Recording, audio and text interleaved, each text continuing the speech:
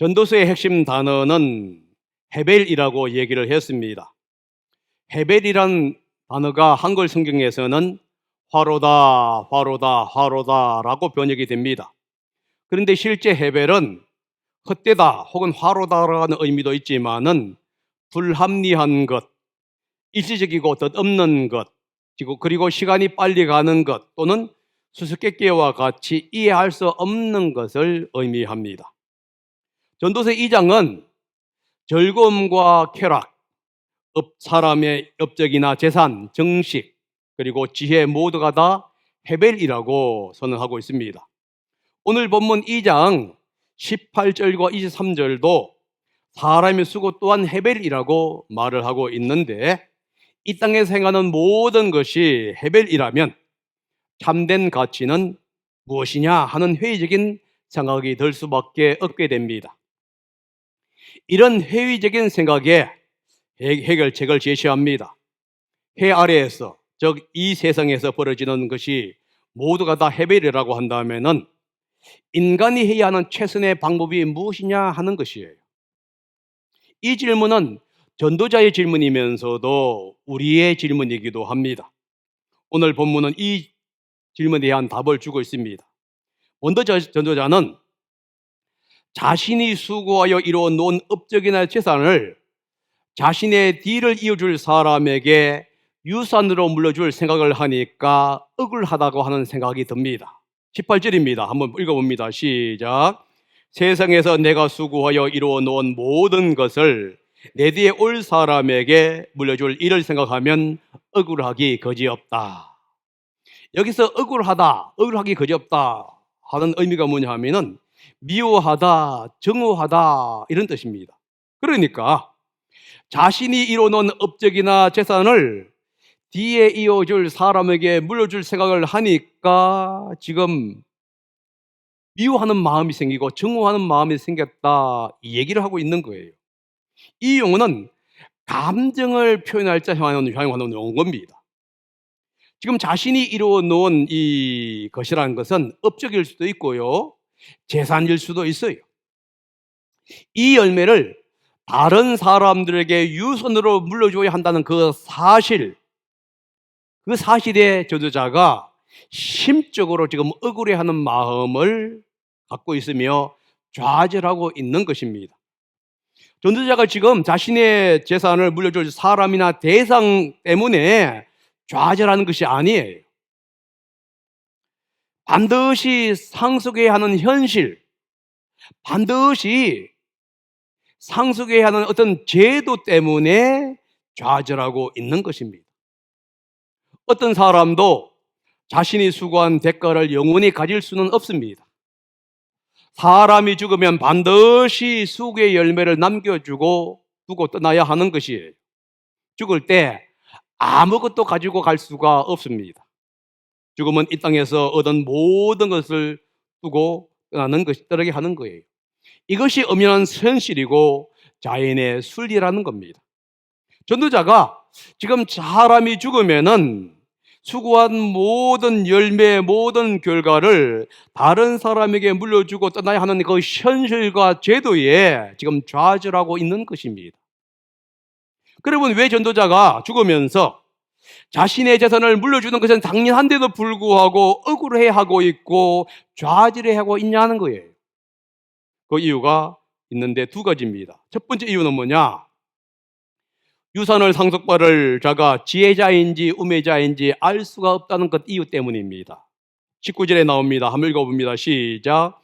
뒤에 올 그 사람이 슬기로운 사람인지 어리석은 사람인지 누가 안단 말인가? 그러면서도 세상에서 내가 수고를 마다하지 않고 지혜를 사용해서 이루어놓은 모든 것을 그에게 물려주어서 맡겨야 하다니 이 수고도 헛되다. 이 땅에 살면서 수고와 지혜를 다해서 사업을 일으켰습니다. 밑바닥 생활부터 시작해서 사업을 이뤄놓은 사람도 있을 것이고요, 성수장구한 사람도 있지만은 실패와 좌절, 온갖 수모를 겪으면서 사업을 이뤄놓은 사람도 있습니다. 밤낮 쉬지 않고 오직 성공이라고 하는 두 글자를 위해서 노력하면서 사업을 일으켰어요. 밑바닥부터 생활하면서 온갖 수모를 겪으면서 배웠던 노하우나 지혜를 사용해서 지금 사업을 이루어 놓았단 말이지요. 그런데 죽을 때가 되게 되면 이 모든 것을 지금 물려주고 떠나야 한다는 거예요. 죽을 때 자신이 수고한 모든 열매를 상속자에게 물려주고 떠나야 하는 것이 뭐냐? 사실 인간의 삶입니다. 때로는 자신이 어렵게 살았으니까 자녀만큼은 가난을 물려줄 수 없다고 하는 마음으로 부지런히 일하는 사람도 있어요. 그 이유가 무엇이든지 간에 이 땅에서 수고한 모든 열매와 결실은 죽을 때에 물려주고 떠나야 한다는 겁니다. 그런데 전도자가 낙심하고 좌절한 이유는 물려줘야 한다는 그 사실도 문제이지만은 그 재산을 물려받을 상속자이가 지혜로운 자인지 우매한 자인지 알지 못한다는 사실 때문에 더욱더 좌절하고 있는 것이에요. 다른 말로 말을 하게 되면은 상속자가 어리석은 자일 수도 있다는 것이에요. 일평생 모았던 재산과 사업, 이것을 일순간 어리석은 결정으로 인해서 잃어버릴 수가 있다는 것이에요. 우매한 자일 가능성이 있는 상속자에게 자신이 일평생 수고하고 모았던 재산이라든가 사업을 물려줘야 한다는 그 사실 자체가 전도자에게는 좌절감으로 몰려오고 있는 겁니다. 여러분, 이스라엘 역사를 보면은 후임자가 우매해서 전임자의 수고를 망가뜨린 예가 있습니다. 그 대표적인 예가 솔로몬과 그의 아들 르호보암입니다. 솔로몬은 아들 르호보암에게 자신의 왕위를 물려줍니다. 그런데 이 아들 르호보암은 어리석은 결정을 내림으로 인해서 솔로몬이 이렇게 놓은 통일 왕조의 영광을 두 쪽으로 나누는 엄청난 죄를 범하고 말한 것이에요. 물론 솔로몬이 이것을 두고 지금 이 얘기를 하고 있는 것은 아닙니다. 그러나 이 솔로몬의 염려와 걱정이 자신의 아들에 의해서 현실로 되었다는 것이지. 두 번째 이유가 뭐냐? 자격이 없는 사람에게 우매한 결과물인 재산을 상속해야 한다고 하는 그 이유 때문이지. 21절에 그 얘기합니다. 한번 읽어봅니다. 시작. 수고로운 슬기롭고 똑똑하고 재능 있는 사람이 하는데 그가 받아야 할 몫을 아무 수고도 하지 않은 다른 사람이 차지하다니 이 수고 또한 헛되고 무엇인가 잘못된 것이다. 재산을 물려줄 사람은 온갖 지혜를 사용해서 밤낮 수고하고 재산을 모았어요. 그런데 그 재산을 물려받을 상속자는 유산 상속에 대하여 아무런 지분도 없다는 겁니다. 숟가락도 얹어 놓은 적이 없는 그에게 재산을 상속해야 한다는 것이 억울하고 좌절을 경험하게 되었다, 이렇게 말을 하고 있습니다. 이 본문이 읽기가 있죠. 그가 받아야 할 몫을 아무 수고도 하지 않은 다른 사람이, 이 용어가 무슨 뜻이냐면은 재산을 상속받을 자격이 없는 사람이 이란 뜻이에요.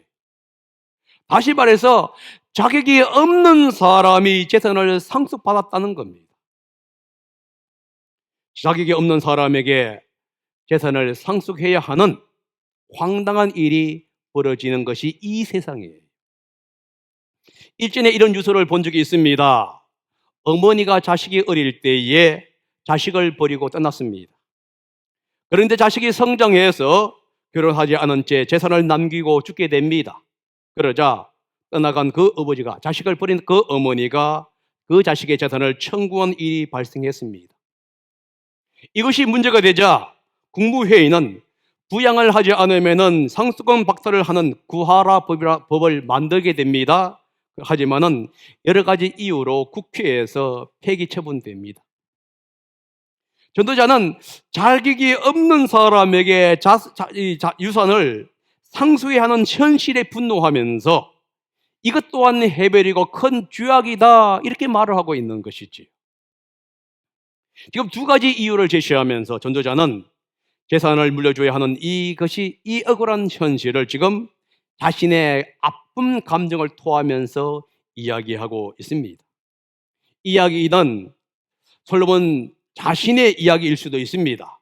그러나 그의 개인적인 경험뿐만이 아니라 이 땅에서 벌어지는 공통된 경험일 가능성이 많다는 겁니다. 인간의 공통적인 경험이란 사실 속에서 지금 좌절하고 있는 것이에요. 여러분들이 일하고 있는 그 모든 결과가 자식들에게 물려주게 됩니다. 그런데 그 자식이 지혜로운 놈인지 어리석은 놈인지 자격이 있는 놈인지 없는 놈인지 알지 못할 때 물려주는 죽어가면서 물려주는 아버지의 심정, 어머니의 심정은 어떠했을 것인가 이거예요. 이런 제도적인 허점은 이 세상에서 일어나고는 보편적인 현상이라는 거예요. 정도의 차이는 있을 수 있습니다. 그러나 일반적으로 일어나게 됩니다. 그래서 전도자가 뭘 하고 뭐라고 합니까? 헤벨이다. 무엇인가 잘못되었다. 지금 이렇게 얘기한 거예요. 분명히 무엇인가 잘못되었어요. 이것을 바꾸어야 합니다. 그런데 바꿀 수 있는 것이 없다는 거예요. 만약에 자식이라고 하게 되면은 그걸 알면서도 자식에게 물려주는 것이 아버지의 마음이고요. 자식이 아니라 할지라도 어차피 죽기 때문에 누군가는 물려받아야 하는 거예요. 영원히 살게 되면 얼마나 좋겠습니까? 그러면 더욱더 번성할 수 있지 않겠습니까? 잘 이룰 수 있지 않겠습니까? 그러나 사람은 죽으면은 자신이 모아놓았던 모든 재물과 재산은 다 물려주고 떠나야 한다는 거예요. 여러분, 전도자가 물려줘야 할 유산은 어떤 유산입니까? 성경이 이렇게 가죠. 전도자가 밤낮 수고해서 모은 유산이라는 거예요. 그러다 보니까 전도자가 이렇게 고생하며 수고하고 얻은 것이 무슨 유익이 있냐 이렇게 지금 반문하고 있는 겁니다. 22절에 그 얘기하고 있지요. 한번 읽어봅니다. 시작. 사람이 세상에서 온갖 수고를 마다하지 않고 속썩이지만 무슨 보람이 있단 말이냐? 이 질문은 수사학된 질문이에요.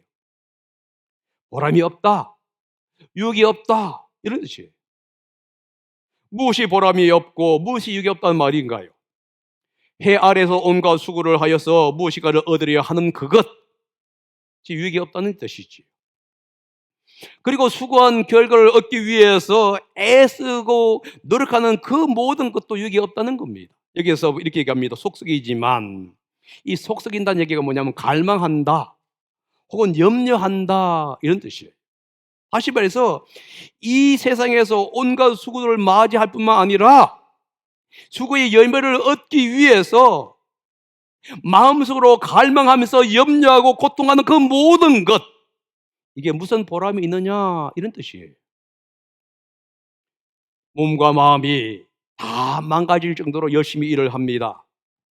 그래서 열심히 일해서 얻은 재산을 우매하고 자격이 없는 상속인에게 유산으로 물려줘야 한다는 그 사실이 무슨 유익이 있느냐? 지금 이렇게 반문하고 있는 거예요. 왜 이런 질문을 하고 있습니까? 그 질문에 대한 대답이 23절입니다. 이렇게 읽어봅니다.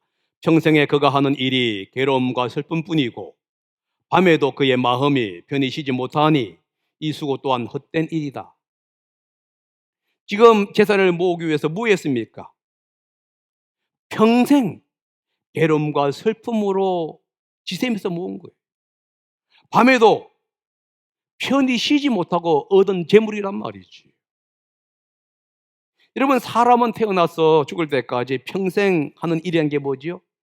수고로 인해서 괴로움과 슬픔을 당하는 존재라는 거예요.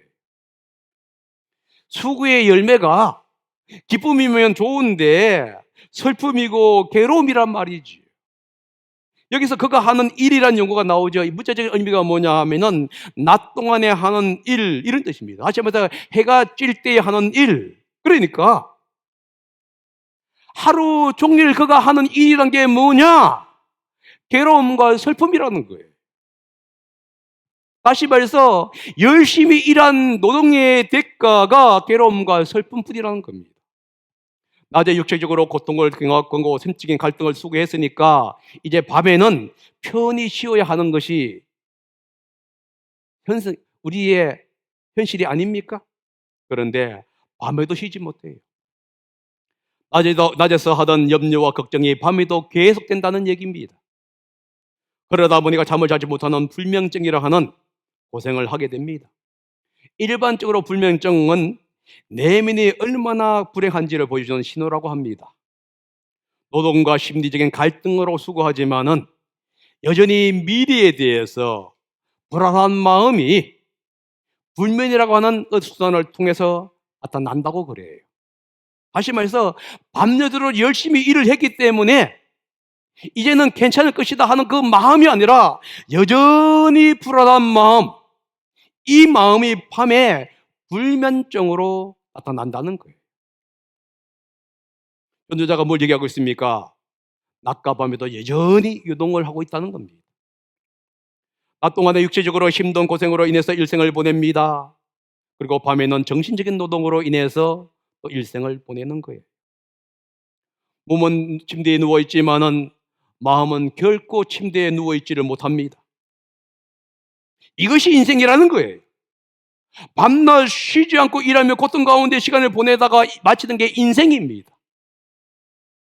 그런데 이 모든 자기가 수고했던 것을 지금 누구에게 물려줘야 합니까? 우미하고 자기에게 없는 그에게 물려줘야 하는 거예요. 그러니까 전도자가 이렇게 강합니다. 이 수고 또한 헛되고 해별이다, 이렇게 선언하고 있는 거예요.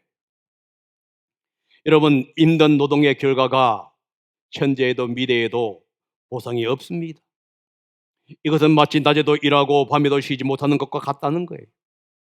밤낮으로 수고하고 얻은 열매를 죽을 때 남겨주는 것, 이게 바로 슬픈 일이에요. 그런데 그 보상을 누릴 사람이 우매하고 자기에게 없는 사람이라면 그것은 엄청난 고통이라는 겁니다.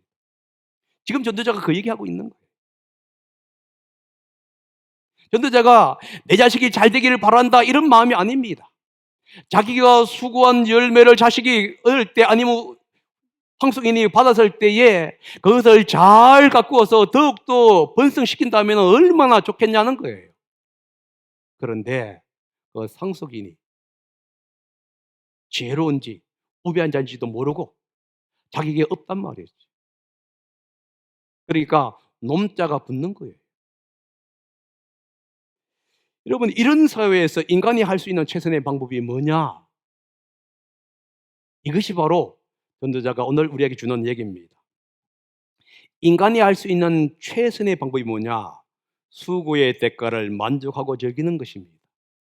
24절 전반부에 이렇게 얘기합니다. 사람에게는 먹는 것과 마시는 것, 자기가 하는 수고에서 스스로 보람을 느끼는 것, 이보다 더 좋은 것은 없다. 최선의 방법이 뭐냐?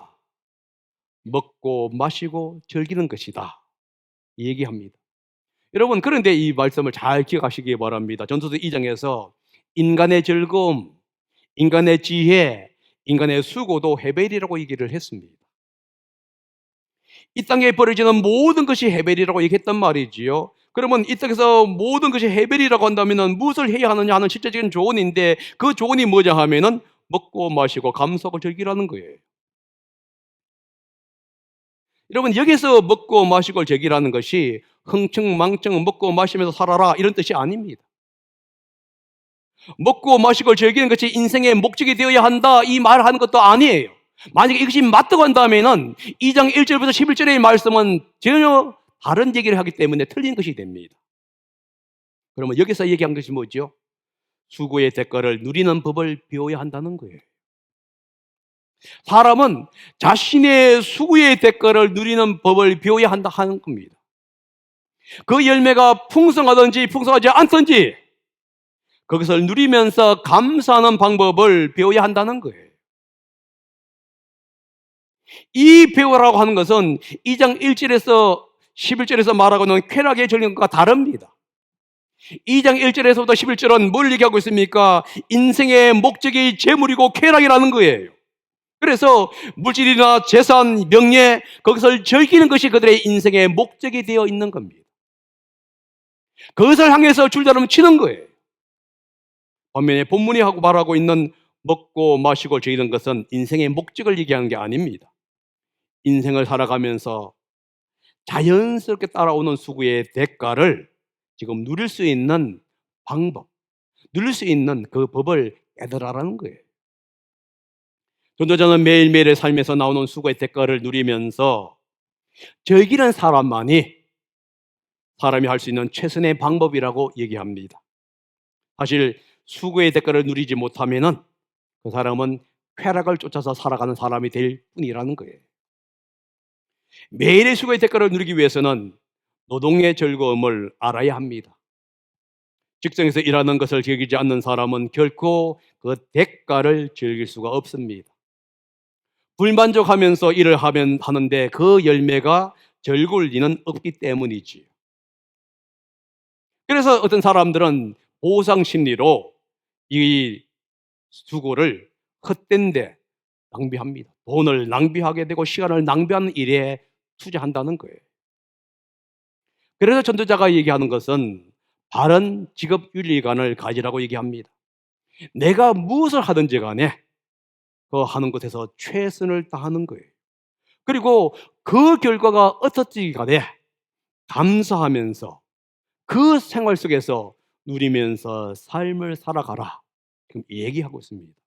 왜냐하면 이 땅에서 많은 물질을 소유하고 그 물질로 술과 향락으로 사는 것도 해벨이기 때문에 그래요. 더 많은 지혜를 추구하고 지혜로운 삶을 산다 할지라도 따라오는 것은 고뇌와 번민만 늘어나기 때문에 그렇습니다.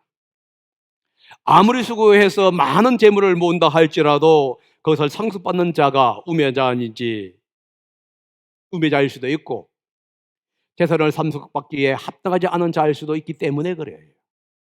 그래서 모든 세상이 해버린 이 땅에서 최선의 방법은 주어진 생활 속에서 만족하면서 자신의 삶을 영위하는 것이라 이렇게 얘기하고 있습니다.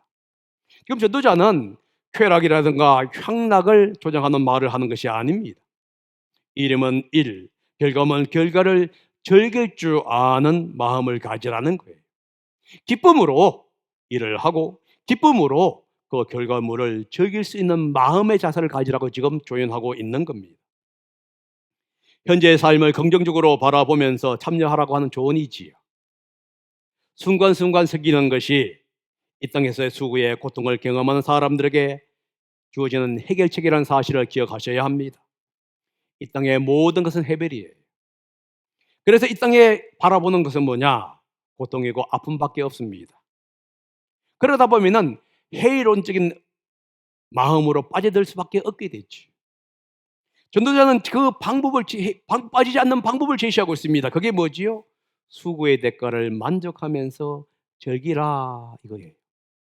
부족하면 부족한 대로, 풍성하면 풍성한 대로 즐길 수 있는 마음, 이 마음을 가지라는 겁니다.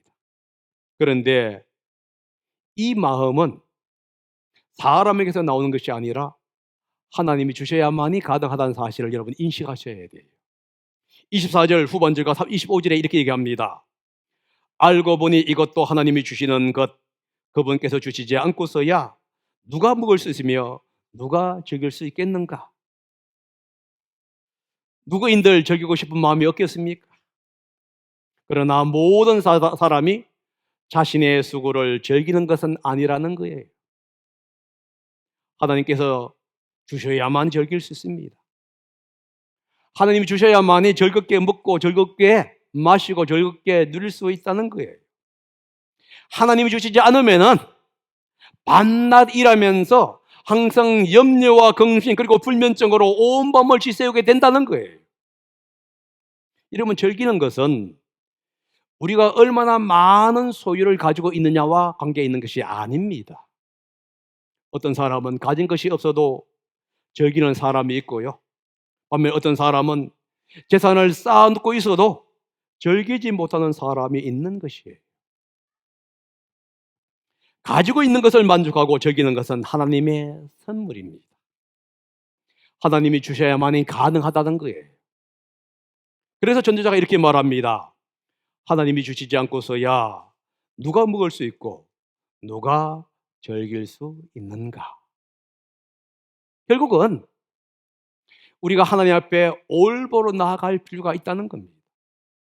바른 직업관을 가지기 위해서 이 땅에서 어려운 세상 속에서 살면서도 만족하고 즐길 수 있는 것은 뭐냐? 우리가 얼마나 하나님과 밀접한 관계를 가지느냐, 이것이에요. 여러분들이 얼마나 많은 돈을 가지고 많은 재산을 가지고 있느냐가 아니란 말이에요. 아무리 많다 한들 즐기지 못하고 한다면 그게 무슨 이익이 있냐는 거예요. 우매한 자에게, 자기에게 없는 자에게 주어질 뿐인데. 그러면서 이렇게 갑니다. 어떤 사람은 즐기고 어떤 사람은 모기만 하는 사람이냐? 이 질문이 우리에게 다가올 수 있습니다. 여러분, 어떤 사람을 즐기는 사람이고 어떤 사람이 모으는 사람일까요? 26절이 그 얘기를 하죠. 하나님이 마음에 드는 사람에게는 설기와 지식과 기쁨을 주시고 눈밖에 난 죄인에게는 모아서 쌓는 수고를 시켜서 그 모은 재산을 하나님 마음에 드는 사람에게 주시니. 하나님 마음에 드는 사람은 즐기는 사람입니다. 그러나 하나님을 마음에 두지 않는 사람은 재산을 모으는 사람만 일 뿐이다, 이 얘기하고 있는 거예요. 하나님을 마음에 두는 사람, 하나님을 기쁘시게 하는 사람일 것입니다. 하나님을 기쁘시게 하는 사람에게 하나님은 그 마음에 설기를 주시고 지식을 주시고 기쁨을 주십니다. 그래서 즐길 수 있는 여유와 생각을 주시는 거예요. 그래서 시편 128편 1절에서 12절에 이렇게 얘기합니다. 주님을 경외하며 주님의 명령을 따라 사는 사람은 그 어느 누구도 복을 받는다. 내 손으로 일한 만큼 내가 먹으니 이것이 복이요 은혜다. 다시 말해서 주님을 경외하고 주님을 따를 때에 그 사람은 복을 받습니다. 여기서 말하는 복은 많은 재산이라는가 엄청난 어떤 재물을 얘기하는 게 아니에요. 주어진 그 수고의 대가를 누리면서 즐길 수 있는 마음을 준다는 겁니다. 만족하는 마음을 주시고 감사하는 마음을 주신다는 얘기예요. 반면에 죄인은 노동의 수고만 하도록 하십니다. 그들에게는 재물을 모으는 데만은 정신과 에너지를 집중하도록 한다는 거예요. 그래서 하나님은 그들에게 오직 재산을 모으는 데만, 하지만 수고에만 전력하도록 만드신다는 거예요. 그리고 그들이 모은 재산은 하나님이 기뻐하시는 사람에게 주도록 하신다는 거예요. 13장, 잠언 13장 22절에 이렇게 얘기합니다. 읽어봅니다. 시작. 선한 사람의 유산은 자손대대로 이어지지만 죄인의 재산은 의인에게 주려고 쌓는 것이다. 욥기 27장 16절 17절은 이렇게 얘기합니다. 시작. 돈을 셀 수도 없이 긁어 모으고 옷을 산더미처럼 쌓아 놓아도 엉뚱하게도 어려운 사람이 그 옷을 입으며 정직한 사람이 그 돈을 차지할 것이다. 이게 현실입니다. 이게 미국에서 살고 있는 한국 사람들의 특징이에요. 아침부터 저녁까지, 아침 9시부터 밤 12시까지 일을 합니다. 그래서 재산을 많이 모아놔요. 집을 어마어마하게 큰 집을 사고요. 거기에다가 풀장 맞습니다. 그 풀장 누구 것이지요? 가정부의 것이죠. 가정부가 그 집을 관리하면서 풀장도 사용하고요. 그 앞에 있는 거실도 앉아 있습니다. 근데 주인은 뭐합니까? 아침 9시부터 밤 9시까지 죽도록 일을 하는 거예요. 여러분은 혹시 그런 사람은 아닌가요? 아침 일찍 나와서 밤늦게까지 일을 하고 있는데 많은 재산을 누리지도 못하고 누군가가 다른 사람이, 자기에게 없는 사람이 누릴 수 있는 것은 아닌지 한번 생각해 볼 필요가 있다는 거예요. 누리는 복은 인간의 능력이 아닙니다. 하나님의 손에 달려 있다는 겁니다. 하나님이 허락하지 않는 한 먹고 즐길 수가 없는 것이지. 그래서 인간이 해야 하는 일은 뭐냐? 하나님을 섬기는 것이고 하나님을 기쁘시게 하는 거예요. 왜냐하면 하나님이 허락하지 않으면 평생 모으기만 하고 쓸 줄 모르는 그런 불쌍한 인간으로 전락되기 때문에 그렇습니다. 여러분, 해 아래에서 즉 이 세상에서 행해지는 모든 것, 즐거움, 재산, 지혜, 수고, 업적, 해별이에요. 그래서 그것을 인생의 목적으로 삼는 것 어리석은 일이며 해벨 일이라고 얘기하고 있습니다. 왜냐하면 그것들이 인생의 목적이 될 수가 없기 때문에 그래요. 그렇다면 해벨인 이 세상에서 인간이 살 수 있는 최선의 방법이 뭐냐는 거예요. 주어진 삶에서 최선을 다하는 겁니다. 그리고 그 최선에 다한 결과를 통해서 즐거워하는 마음을 갖는 거예요. 성경은 직업 귀천에 대해서 말하지 않습니다. 중요한 것은 현재 일하고 있는 곳에서 최선을 다하고 그 결과를 누리는 것이다. 이렇게 얘기합니다. 그런데도 불행하게도 이렇게 누릴 수 있는 것은 인간에서 나오는 것이 아닙니다. 오직 하나님께로부터 옵니다. 하나님의 선물이지. 하나님께서 나오지 않는 한, 하나님의 선물을 주지 않는 한 인간은 결코 만족하지 못하고 누리지 못합니다. 항상 조금만 더 하다가 평생 노동의 대가로 괴로움과 고통, 슬픔, 그리고 심지어 잠잘 때까지 편안히 자지 못하고 항상 근심 속에 살다가 한평생을 마친다는 거예요. 그러므로 하나님을 경외해야 합니다. 하나님을 바라보아야 합니다. 그리고 작은 결과에도 감사하며 만족할 수 있는 마음을 달라고 여러분도 주님께 기도하셔야 돼요. 그럴 때 그 사람은 해별인 이 세상에서 긍정적으로 살아갈 수 있는 방법을 배우게 되는 겁니다. 기도하겠습니다.